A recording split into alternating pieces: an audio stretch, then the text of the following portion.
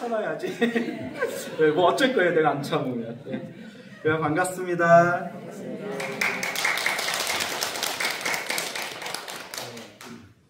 자, 오늘 또 해인사 만불보전 가족법회예요. 그렇죠?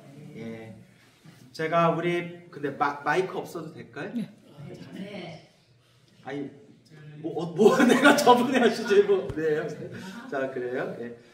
우리가 불자님들한테 항상 드리는 이야기가, 힘들고, 괴롭고, 답답할 때 뭐 해라?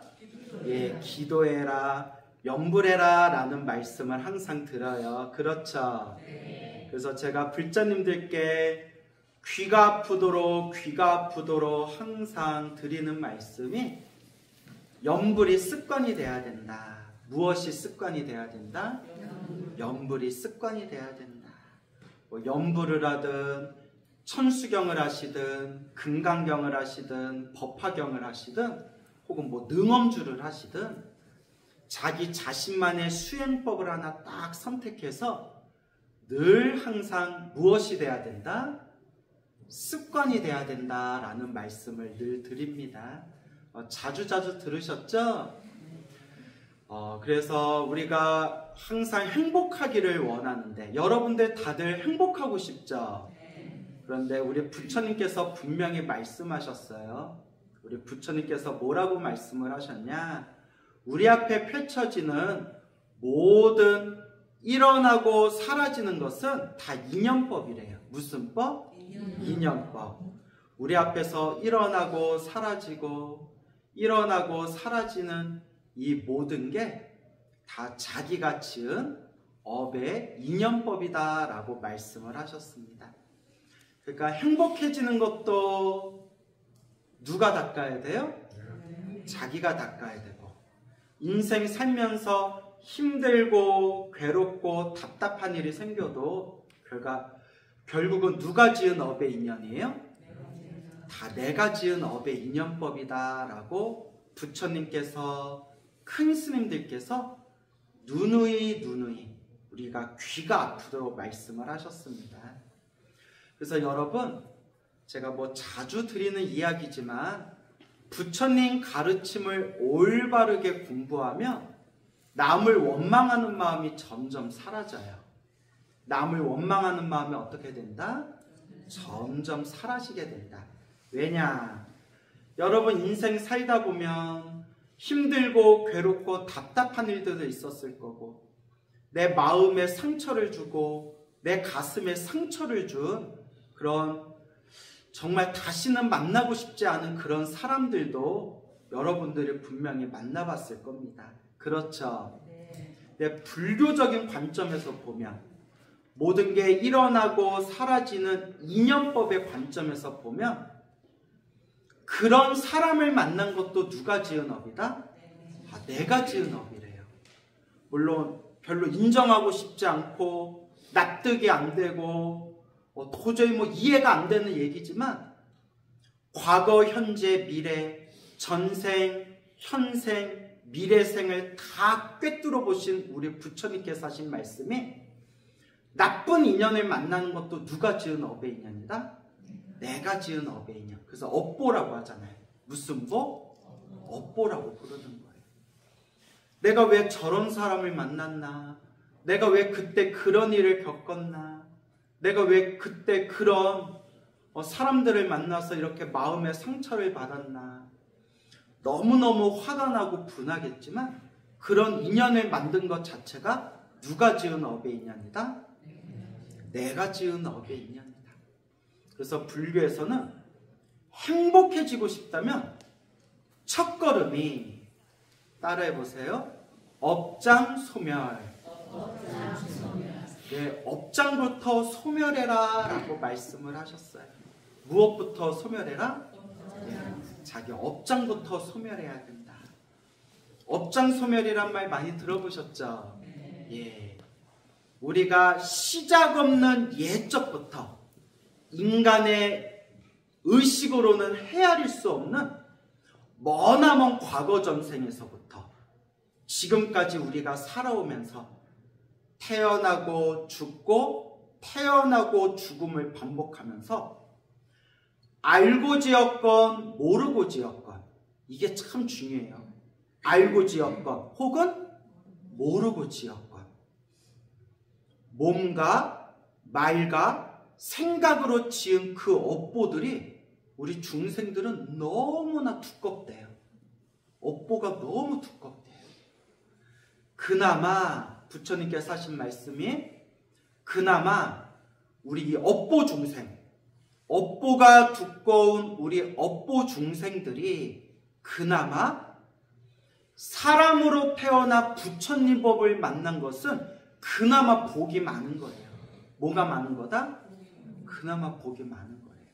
그래서 만약에 사람으로 태어나 부처님 법을 만난 것이 참 복이 많은 겁니다 라고 이런 이야기를 들었을 때, 아, 나는 정말 복이 많다, 사람으로 태어나 부처님 법을 만나서 너무 감사하다, 사람으로 태어나 부처님 법을 만나서 다행입니다 라는 생각이 든다면 우리가 그런 분을 성근이 있는 분이다 라고 표현해요. 뭐가 있는 사람이다?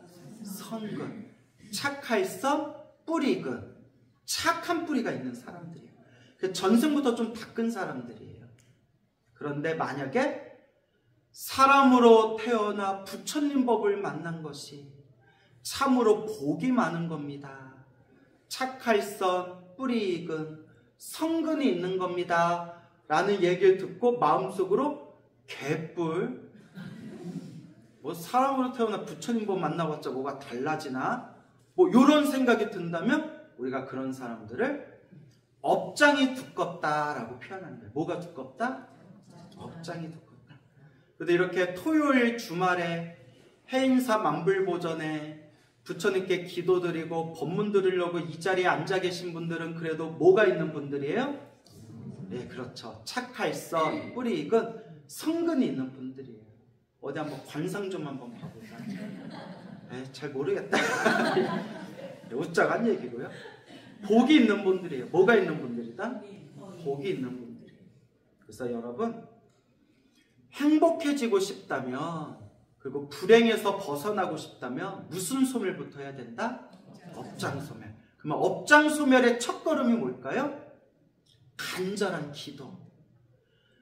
염불을 하든지 부처님께 절을 하든지 경전을 독송하든지 부처님을 향한 간절한 기도를 통해서 내가 지은 업장을 점점 소멸할 수가 있는 거예요. 그래서 우리 해인사 저 꼭대기 암자에 백년암이라는 암자가 있죠. 과거에 백년암에 아주 큰 스님이 살고 계셨죠. 어느 스님이시죠? 다들 알고 계실 거예요. 성철 스님이 평소에 불자들한테 절을 많이 해라, 절을 많이 해라 라고 얘기하셨어요. 뭐라고 하셨냐면, 만약에 우리 중생들이 부처님께 절을 할 때마다, 부처님께 절할 때마다 내 업장이 소멸하는 것을 눈으로 볼 수만 있다면 이 지구상에 절을 안 할 사람이 없을 거래요. 우리 눈에 안 보여서 그렇지 절을 하고 절을 할 때마다 내 무엇이 깎여나간다? 내 업장이 깎여나간대요. 근데 꼭 절만 그런 게 아니라 우리 다 함께 관세음보살 관음기도 했고 지장보살 지장정근 했죠?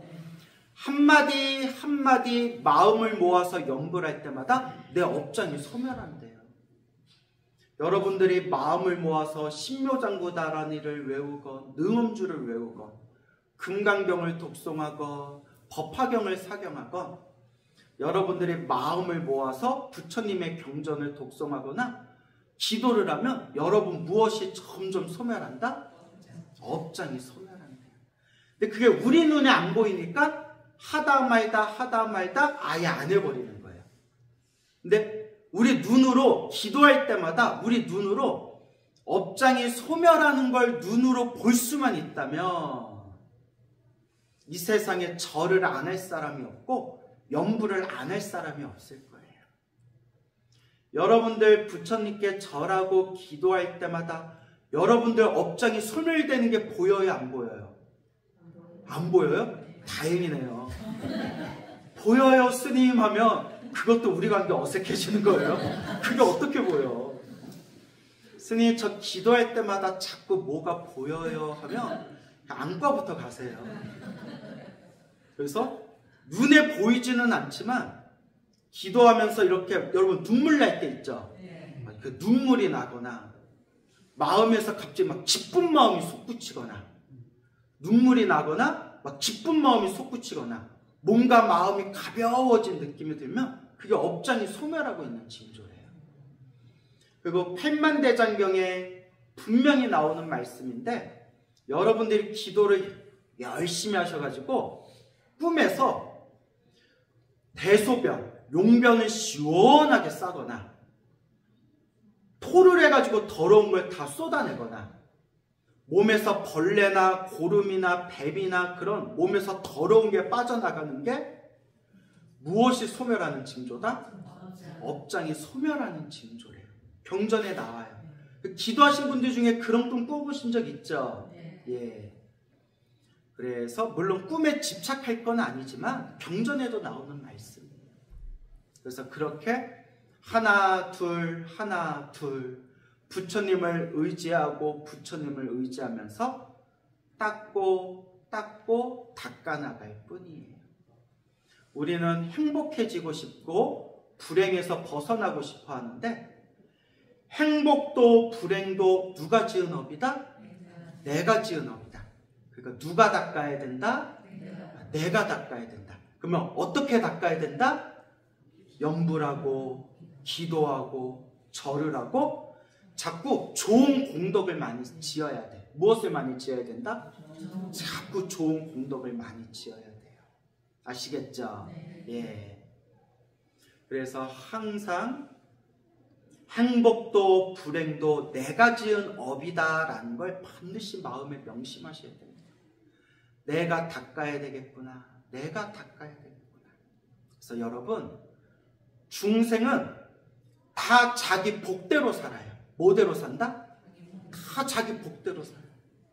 우리 스님들도 똑같이 머리 깎고 승복 입고 세속과 인연을 정리하고 부처님 도량에서 똑같이 스님들이 수행하면서 사는데도 스님들마다 살아가는 모습이 다 달라요.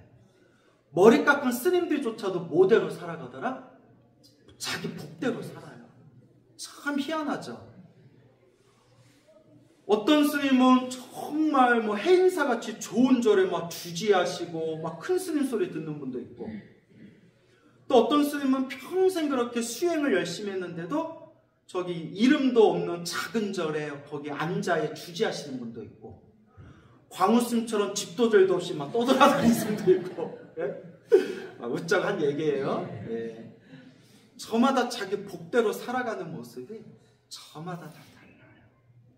스님들도 그런데 하물며 머리 길은 여러분들은 오죽하겠어요. 그렇죠? 그래서 불교 공부를 제대로 하면 남을 원망하는 마음이 어떻게 된다? 점점 사라져요. 부처님 가르침을 모를 때는 남 탓을 하고 부모 탓을 하고 조상 탓을 하고 세상 탓을 했는데 따라해보세요. 인과법, 이념법, 연기법 다 똑같은 말이에요.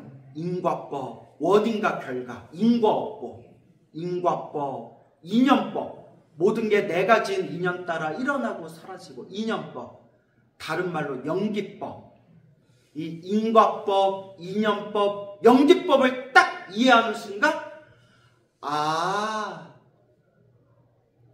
내 앞에 펼쳐진 좋은 일도 나쁜 일도 누가 지은 업보대로 사는구나. 애누리 없이 내가 지은 업대로 사는구나. 그래서 점점 남을 원망하는 마음이 점점 줄어들고 결국 누가 닦아야 되겠구나? 내가 닦아야 되겠구나. 내가 닦아야 되겠구나 라는 마음이 딱 생기게 되는 거예요. 어떻게 여러분들도 부처님 가르침 공부하면서 남 원망하는 마음이 좀 사라졌어요? 안 사라졌어요? 사라졌어요? 나보다 낫다. 진짜 나보다 낫다. 나는 해인사 와서 푸대접 받는다고 막 난 탓하고 있는데 나보다 낫다. 우쩍한 얘기예요. 네, 맞아요. 우리가 항상 명심해야 되는 게 좋은 일도 나쁜 일도 내가 지은 인연법이구나. 그런데 그나마 내가 과거 전생에서부터 지어놓은 복이 많고 과거 전생에서부터 착할선 뿌리 익은 착한 뿌리가 있어가지고 이번 생에 내가 그래도 무슨 법을 만났구나? 부처님 법을 만났구나. 그러니까 이번 생에 내가 잘 닦아야 되겠다. 이번 생에 내가 잘 닦아야 되겠다라고 마음을 잘 일으키셔야 돼. 알겠죠? 네. 그러니까 우리 만불보전에서 저랑 같이 관세음보살, 지장보살 함께 연불 기도를 했지만 오늘 또 만불보전 법회를 마치며 또 이왕에 해인사 오셨으니까 법당에서 좀 간절하게 짧게라도 간절하게 기도 좀 하고 가세요. 알겠죠? 네. 그렇게 자꾸 내가 닦을 수밖에 없습니다. 아시겠습니까? 네. 해인사가 엄청 기운이 좋아요. 그래서 역대로 해인사에서 한국 불교를 뒤흔드는 큰 스님들도 해인사에서 많이 나셨고 또 해인사 아닌 다른 본사의 어른 스님들도 해인사 기가 엄청 세다고 해인사, 이 가야산 해인사가 에너지가 엄청 강하다는 얘기를 자주자주 그런 말씀을 제가 들었습니다. 그러니까 해인사가 기도빨이 엄청 잘 듣는데요. 무슨 빨? 기도빨. 오늘 한번 기도빨 좀 세우고 가세요. 그래서 결국 누가 닦아야 된다? 내가 닦아야 된다. 지금 연세가 아마 한 70 정도 되신 것 같아요. 저 물 한 잔만 마실게요. 또 누가 여기 맛있는 거 달달한 거 타놓으셨네요. 끝나고 먹을게요.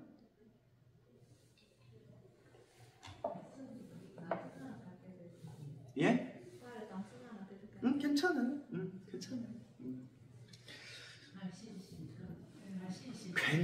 괜찮아요. 자, 이제 이야기 집중하시고요. 그 연세가 지금 한 70 정도 되시려나? 저랑 친분이 아주 깊은 비구니 스님이 계세요. 제가 25년 전에 출가했어요. 25년 전에 제가 출가했을 때부터 이렇게 배웠던 친분이 깊은 비구니 스님이 계시는데 비구니 스님께서 저한테 직접 해주신 얘기예요. 당신이 어린 나이에 출가해서 저 운문사 강원, 운문사라고 아세요? 청도 운문사? 네, 운문사 강원을 졸업하고 어린 나이에 출가하셨어요. 그리고 참선해서 빨리 도인이 되어야지 하시고 그렇게 이제 선방에서 열심히 공부하시다가 너무 수행을 무리하셨는지 몸에 병이 나셨대요. 몸에 병이 나셔서 내가 이렇게 몸에 병이 난 이것도 내가 전생에 업이 두꺼워서 그런가 보다. 뭐 병원에 다녀도 쉽게 낫지가 않아가지고 내가 업장소멸을 해야 되겠다. 무엇을 해야 되겠다? 업장소멸. 내가 업장소멸해야 되겠다 생각이 드셔가지고 요 비구니 스님께서 유명한 기도도량을 다니면서 엄청 기도를 열심히 하셨대요. 막 3000배도 밥 먹듯이 3000배 하시고 3000배도 열심히 하시고 특히 목탁을 두드리면서 특히 관음기도를 많이 하셨대요. 무슨 기도? 관음기도. 뭐 지장기도도 좋고 관음기도도 다 좋아요. 그 비구니 스님께서 관음기도를 많이 하셨고 특히 시간 낼 때마다 3000배를 많이 하셨대요. 제 몸이 빨리 건강을 되찾기를 원합니다.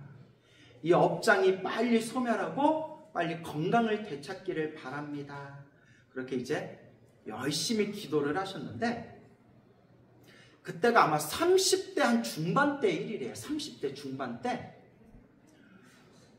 매일매일 3,000배를 하고 매일매일 관세음보살 연부를 하면서 좀 몸이 탈진을 했대요. 몸이 탈진을 해가지고 몸이 너무 힘들다. 여러분 몸도 건강해야 기도하는 거예요. 너무 몸이 힘들어가지고 조금 쉬었다가 기도해야 되겠다라는 생각이 들었대요. 몸이 완전히 탈진해서 조금만 쉬었다가 기도해야겠다. 그래서 저 경상도에 어디 시골 마을에 산 깊은 곳에 작은 암자가, 빈 암자가 하나 나왔대요. 그래서 그 암자를 소개받고 암자에서 한 몇 개월인가 조용히 이렇게 몸 관리를 하고 있었대요. 건강 관리를 하고 있었는데 깊은 산 속에 암자에 혼자 비군이 있으면, 젊은 비군이 있으면 혼자 있으려니까 너무 무섭더래요. 그래서 다른 비구니 스님하고 같이 살았대요. 그래서 비구니 스님하고, 왜냐면 혼자 살기 너무 무서워서 비구니 스님하고 같이 살면서 하루에 3번 예불 올리고 간단하게 부처님께 사시 불고 사시마저 올리고 그렇게 이렇게 건강을 추스리고 있었는데 어느 날이었대요. 그때 마을에서 살고 있는 그 절 신도가 되는 어느 여성 불자님, 신도님이 오셔가지고 같이 이렇게 밥도 먹고 차도 한 잔 마시고 산속에 있는 남자니까 해가 금방 졌대요. 그래서 보살님이 해가 져가지고 지금 집에 내려가기가 무섭다고 해서 절에서 같이 잤대요. 그래서 비구니 스님 두 분이랑 그 다음에 그 마을에 살고 계시는 그 보살님이랑 한 방에서 이렇게 같이 이야기를 나누다가 한 방에서 같이 잤대요. 밤에 막 비도 부슬부슬 오고 무서워가지고 무서운데 우리 같이 잡시다. 그래서 이렇게 같이 잤는데 자다가 한밤중에 깼대요. 비구니 스님이. 뱃속에 창자가 배배 꼬이는 느낌이 들면서 그러니까 심하게 체한 거예요. 급체를 한 거예요. 어찌나 배가 아프던지 배가 막 꼬이면서 어찌나 배가 아프던지 나중에 호흡곤란이 일어나요. 호흡곤란. 정말 이러다가 내가 죽겠다라는 생각이 들더래요. 여러분 혹시 위경련이나 급체해가지고 배가 심하게 이렇게 배가 아파 본 적 있나요? 정말 정신이 까마득해지죠. 몇 시간 동안 계속 배가 아픈데 나중에 호흡곤란이 일어나가지고 정말 그 자리에서 졸도할 것 같더래요. 그래서 같이 자고 있던 다른 비구니 스님하고 그 보살님이 놀래가지고 절에 옛날에 이렇게 돌리던 그 전화기 아세요? 예, 산속에 있어요. 이렇게 돌려면 이장님 집하고 연결이 되는 전화기가 있었대요. 옛날에 완전 구식 전화기. 그래서 암자에서 전화기를 이렇게 돌려가지고 산 밑에 마을의 이장님한테 여기 우리 스님이 너무 아픈데 사람 좀 보내달라고, 사람 좀 보내주세요 하니까 이장님이 지금 밖에 비가 너무 많이 와서 지금 이 늦은 밤에 어두워가지고 사람 올라가기 힘들다고 아침에 올라갈 테니까 아침까지만 버텨보라고 그러더래요. 아침까지만 버텨보라고. 어떻게 해요? 또 이장님 말도 맞잖아요. 막 산에 막 비가 막 쏟아지는데 사람이 막 산에 그 깊은 산에 올라가기도 좀 위험하잖아요. 아침까지만 좀 어떻게 좀 기다려 보세요. 아침에 젊은 사람 좀 보낼게요. 지금 비가 와서 올라갈 수가 없어요. 이러더래요. 이걸 어떡하나 하는데 배가 너무 아프더래요. 배가 너무 아픈데 옆에서 이렇게 시봉하고 있던, 옆에서 이렇게 간병하고 있던 그 비구니 스님하고 신도분이 그 아파서 아이고 하고 있는 비구니 스님 옆에서 앉아서 꾸벅꾸벅 졸고 있더래요. 그래서 막 서운한 마음도 들고, 난 이렇게 아파서 죽을 것 같은데 옆에서 졸고 있으니까 서운한 마음도 들고 또 괜히 미안한 마음도 들더래요. 그래서 어떻게 하냐면 스님, 저 보살님 그냥 편하게 누워서 주무세요 이랬대요. 어차피 옆에 앉아 있어봤자 아무 도움 안 돼요. 오히려 내가 신경 쓰이니까 그러면 그냥 옆에서 편하게 주무세요. 저도 그냥 잘게요. 너무 미안해가지고. 그러니까 비구니 스님하고 그 보살님이 아 이거 아픈데 우리가 잘 수 있나? 이거 아픈데 우리가 누워서 어떻게 자나? 하더니 누워서 막 코를 골면서 자더래요. 아 피곤했겠죠. 또 아픈 사람은 아픈 사람이고 그분들도 피곤했겠죠. 옆에서 막 코를 고고 자고 있는데 그렇게 서운하더래요. 근데 서운하나 마나 너무 아파서 죽을 것 같더래요. 정말 이러다 내가 죽겠다라는 생각이 들더래요. 그래서 호흡곤란까지 와가지고 요 배가 아픈 비구니 스님이 이렇게 생각했대. 그래, 불자는 아프고 힘들고 괴로울 때 의지할 분이 누구밖에 없다? 부처님밖에 없다. 이게 중요한 거예요, 여러분. 의지할 분은 부처님밖에 없구나. 내가 머리 깎은 스님인데, 내가 머리 깎은 부처님 제자인데, 죽을 때 죽더라도 뭐 하다 죽어야겠다? 수행하다 죽어야겠다. 염불하다 죽어야겠다. 딱 생각하더래요. 그래서 막 배가 찢어지듯이 아프고 호흡곤란이 일어났는데도 몸을 추스러서 딱 가부좌를 틀었대요. 참선 자세로 가부좌를 틀고 딱 앉아가지고 관세음보살하고 마음속으로 관세음보살을 막 불렀대요. 죽을 듯이 아프니까 생각나는 게 누구밖에 없어요? 관세음보살. 여러분들도 죽을 듯이 힘들 때 누구를 부르세요? 관세음보살을 부르든 지장보살을 부르든 우리 중생은 믿을 사람이 누구밖에 없다? 부처님밖에 없는 거예요. 알겠죠? 그래서 관세음보살하고 부르다가 참 희한하죠? 너무 아파가지고 잠도 오지 않았는데 가부좌 딱 틀고 참선자세로 가부좌 딱 틀고 관세음보살 부르다가 딱 정신을 잃었대요. 정신이 딱 끊겼대요. 앉은 상태에서 딱 참선하면서 앉은 상태에서 정신이 딱 끊겼는데 시간이 얼마나 지났는지 모르겠는데 비몽사몽에 앉아있는 자기 몸을 누가 주무르더래요. 뭐 하더래요? 주무르더래요. 누가 자기 몸을 막 이렇게 주무르더래요. 이거 아까 주무시던 스님하고 신도님이 내 몸을 주물러 주는 건가? 근데 자기 몸을 이렇게 주물러 줄 때마다 뼈마디가 시원하더래요. 자기 몸을 막 이렇게 주물러 주는데 너무 몸이 시원하더래요. 그래서 속으로 이렇게 앉아있는 상태에서 누구지 너무 궁금한데 눈이 안 떠지더래요. 눈이 안 떠져가지고 누구지 하다가 억지로 눈을 뜨고 딱 봤더니 웬 처음 보는 남자가 비구니 스님 몸을 막 주무르더래요. 남자가 성취해? 이렇게 비구니 스님 주무르면 돼요, 안 돼요? 큰일 나요.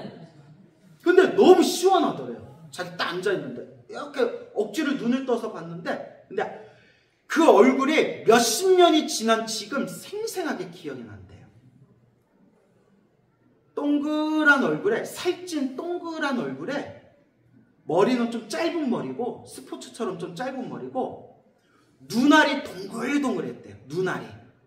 눈알이 크고 동글동글한데 장비처럼, 장비 아시죠? 삼국지의 장비처럼 얼굴에 수염이 가득하더래요. 그래서 자기 몸을 주물러줘서 마을에서 의사가 왔나? 그래서 이렇게 다시 너무 힘들어서 이렇게 눈을 감았대요. 그러니까 막 자기 몸을 주물러주다가 이렇게 막 머리를 주물러주더래요. 머리를 주물러주는데 너무 시원하더래요. 그래서 눈을 감고 이게 꿈인가? 이게 생신가? 꿈인가 생신가? 하면서 손을 들어가지고 자기 머리를 주무르고 있는 그 손을 만져봤대요. 만졌는데 떡두꺼비 같은 남자 손이더래요. 그리고 꿈이 아니었대요. 정말 자기 손을 만져봤대요. 그래서 딱 든 생각에 아까 이장님한테 전화했는데 못 올라오신다고 했는데 내가 걱정이 돼가지고 의사 선생님하고 올라오셨나 보다. 그렇게 이제 생각을 했는데 앞에 누가 딱 이렇게 앉아있는 느낌, 앞에 누가 딱 서 있는 느낌이 들더래요. 자기 앞에. 그래서 다시 한번 억지로 눈을 떠가지고 딱 눈을 떴는데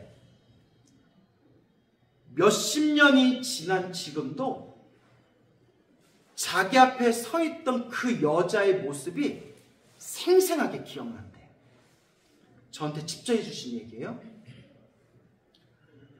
아주 고급스럽게 생긴 귀부인이었대요. 여인이었대요. 여자였고 하얀 옷을 입고 있었대요. 무슨 옷? 그리고 저쪽으로 오세요. 여러분 어디 절에 가실 때는 법당 가운데 문으로 들어오시는 게 아니에요. 알겠죠? 네. 신도분들은 옆으로 들어오시는 거예요. 네. 안 열리니까 그냥 가신다. 그래요. 인연이 없는 자는 들어올 수 없어요. 자, 그래서 너무나 비단결처럼 풍성한 머리카락이 길게 내려와서 그 머리카락이 이렇게 가슴 앞으로 이렇게 머리카락이 내려와 있었대요. 근데 너무나 고급스럽게 생긴 귀부인이 앉아있는 스님을, 비구니 스님을 바라보면서 은은하게 환하게 이렇게 미소를 짓고 있더래요. 근데 그 미소를 보는 순간 온몸이 너무 편안해지면서 그 자리에서 너무 좋다라는 생각이 들면서 딱 정신을 잃었대요. 아시겠죠? 그리고 아침에 딱 눈을 떴는데 자기 이렇게 엎어져서 자고 있었대요. 지금 몇 시지? 했더니 새벽 예불 시간 지나가지고 벌써 아침 7시, 8시가 다 됐더래요. 한 번도 그런 일이 없었는데, 한 번도 새벽 예불 놓쳐본 적이 없었는데, 내가 아파가지고 정신없이 잤나 보다 하고 몸을 이렇게 일으켰는데 어젯밤에 배가 막 꼬여가지고 호흡곤란이 올 정도로 아팠던 게 마치 꾀봉 부린 거 마냥 머리끝에서 발끝까지 너무나 개운하더래요. 온몸이 날아갈 것 같이 개운하더래요. 희한하다 희한하다 하다 옆에 보니까 그 비구니 스님하고 그 보살님이 계속 자고 있더래요. 꼬면서 일어나봐요. 새벽 예불 시간 지났어요. 벌써 아침에 해가 떴어요. 했더니 어머 이게 웬일이야. 우리가 이렇게 오래 잤어? 막 이러면서. 그러면서 스님 괜찮아요? 몸 괜찮은 거예요? 어제 죽을 듯이 아팠잖아요. 괜찮아요? 하니까 그 비구니 스님이 밤에 이장님이 의사 선생님 모시고 온 것 같다고, 그분들이 옆에서 간병해줘서 싹 나은 것 같다고, 그 사람들 어디 갔어요? 라고 물어봤대요. 네, 여러분 눈치채셨죠? 그런 사람들 올라온 적 있다 없다? 없다. 무슨 소리예요 스님? 비가 와가지고 아무도 못 올라온다고 했잖아요. 아무도 올라온 사람 없어요. 아니라고. 남자가 와서 자기 몸 이렇게 주물러주고 자기 머리도 막 지압해주고, 왜 머리가 엄청 긴 여자도 같이 왔다고, 자기가 분명히 눈으로 보고 손으로도 만져봤다고. 어머어머 너무 아파가지고 헛걸봤나 보다. 아무도 올라온 적 없다고. 스님하고 우리 같은 방을 썼는데 누가 올라왔냐고. 아닌데? 그러다가 스님 우리 새벽 예불도 놓쳤는데 지금이라도 법당에 들어와서 부처님께 삼배라도 올립시다. 그래요 해서 대충 이렇게 얼굴 닦고 스님하고 신도분하고 대웅전에 들어가가지고 부처님한테 이렇게 삼배를 들었대요. 부처님한테 부처님 어제 너무 아팠는데 저 지켜주셔서 감사합니다. 삼배를 올리고 여러분 법당에 오면 대웅전에서 부처님께 삼배 올린 뒤에 이제 또 어디다 삼배 올리죠? 신중단. 법당에 삼배 올리고 이렇게 신중단에 몸을 틀어서 신중단에 딱 삼배를 올리는데 법당이 작은 법당이었대요. 자기도 모르게 몇 달 동안 살면서 항상 봤던 신중탱화였지만 그날 처음으로 뭐 보통 우리도 이렇게 절에 가면 신중탱화 같은 거 자세히 안 보잖아요. 그죠? 신중단에 삼배를 올리고 나서 딱 몸을 일으켰는데 자기도 모르게 신중탱화에 눈이 딱 꽂혔대요. 자기도 모르게. 마치 누가 자기 눈을 끌어들인 것처럼 딱 신중탱화에 눈이 딱 꽂히는 순간 비구니 스님이 무릎이 다리가 풀려가지고 그 자리에서 쓰러질 뻔했대요. 너무 놀래가지고. 눈치채셨나요? 비몽사몽에 한밤중에 너무 아팠을 때 옆에서 자기 몸을 주물러주고 있었던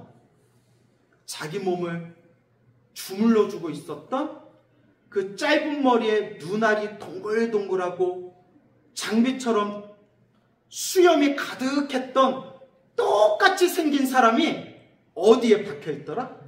신중탱화에 딱 그려져 있더래요. 똑같이 생긴 사람.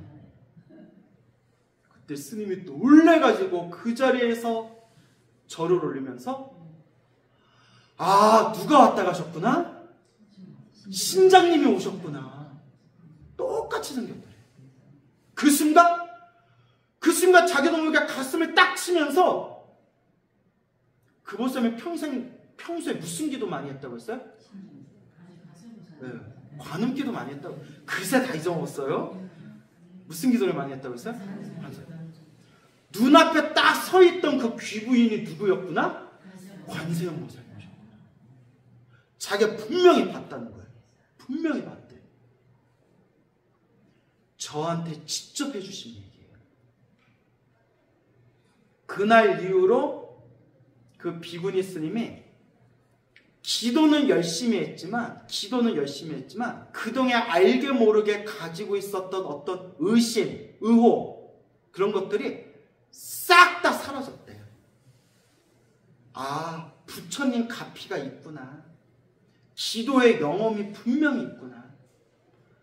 그림자와 같이 나를 따라다니기 때문에 우리가 의식을 못할 뿐이지 항상 우리와 함께 하시는구나.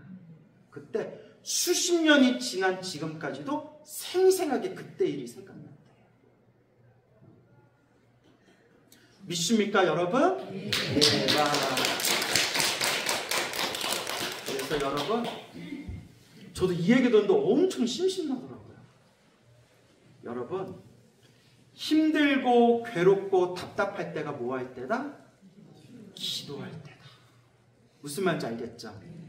네, 제가 한마디만 드릴게요. 제가 그런 질문을 많이 받아요. 스님, 제가 절에 열심히 다니고 기도도 많이 했는데 기도를 많이 했는데도 왜 이렇게 계속 힘들고 답답한 일이 생길까요? 자, 여러분 명심하세요. 좋은 일도 나쁜 일도 누가 지은 업이다? 내가 지은 업이다.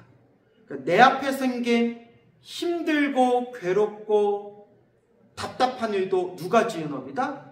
내가 지은 업이다. 그러면 누가 닦아야 된다? 내가 닦아야 된다.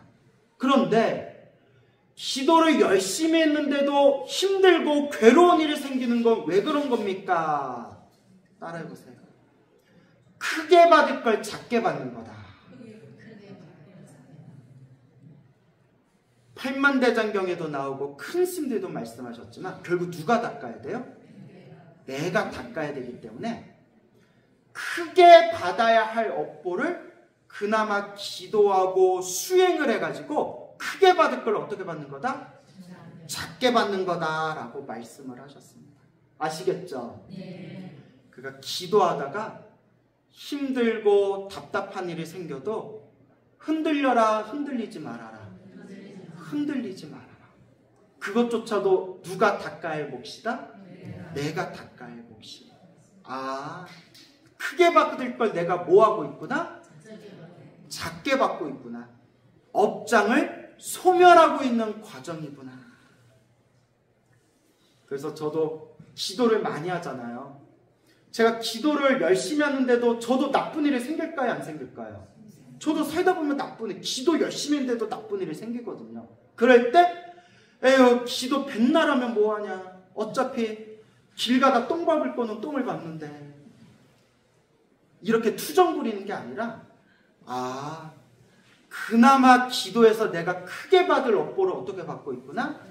작게 받고 있구나. 크게 갚아야 할 빚을 이걸로 퉁쳤구나. 그래서 사람들이 흔히 말하는 액땜했구나. 내 업장이 소멸하는 과정이구나. 그러니 흔들리지 말고 꾸준히 닦아야 되겠구나 라고 마음에 되새기셔야 됩니다. 아시겠죠? 네. 이게 아주 중요한 거예요. 그래서 여러분들한테 몇 번이나 말씀드렸지만 사람으로 태어나기 어렵고 무슨 법을 만나기 어렵다? 부처님 법을 만나기 어렵고, 그리고 이렇게 천년의 에너지, 천년 동안 이 맑고 깨끗한 에너지가 흐르는 이 가야산 해인사 도량에서 여러분들이 신행생활할 수 있고 부처님께 염불하고 기도할 수 있다는 것도 엄청나게 큰 복이에요.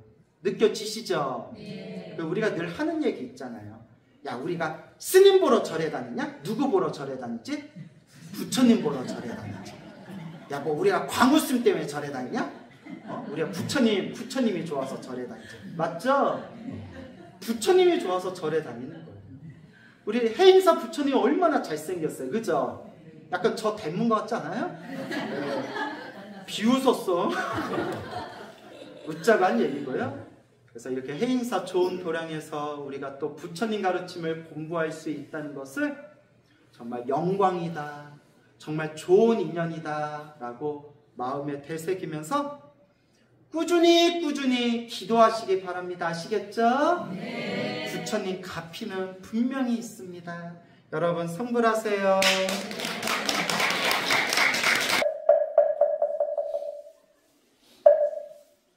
중생을 다 건지오리다. 중생을 다 건지오리다.